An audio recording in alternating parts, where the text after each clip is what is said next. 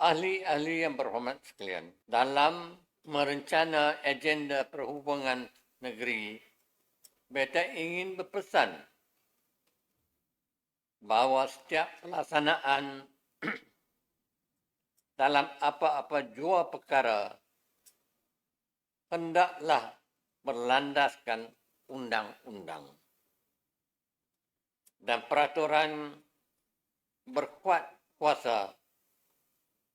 Barang tindakan yang mengetepikan saluran serta kelulusan yang sah adalah sesuatu yang tidak boleh dikompromi.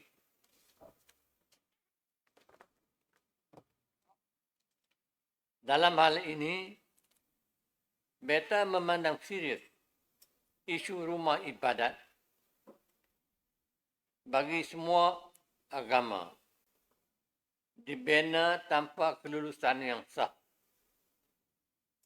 Sama ada pencerobohan ke atas tanah kerajaan ataupun tanah persendirian.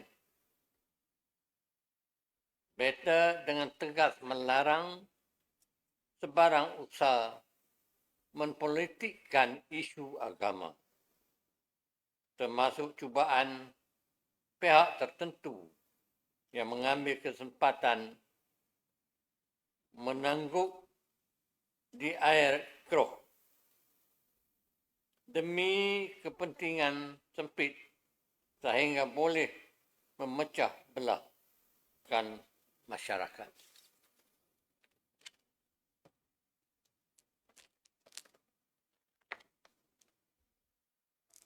Beta ingin juga menegaskan bahawa institusi keagamaan tidak sekali-kali wajar disalahgunakan bagi kepentingan peribadi atau jadikan wadah kepada agenda politik tertentu.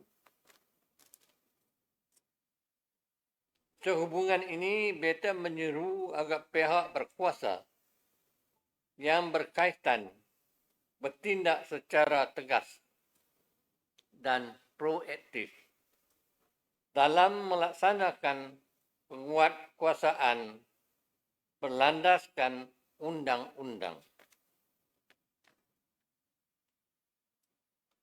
Ahli-ahli yang berhormat sekalian, perkara ini mempunyai ikatan langsung dengan perpaduan yang menjadi asas kepada kestabilan negeri dan negara. Sebagai sebuah negeri yang mempunyai rakyat berbilang agama dan kaum, keharmonian bukan sesuatu yang boleh dipandang remeh. Sebaliknya perlu dipupuk dengan sikap saling hormat-menghormati dan memahami akan batas sensitiviti masing-masing.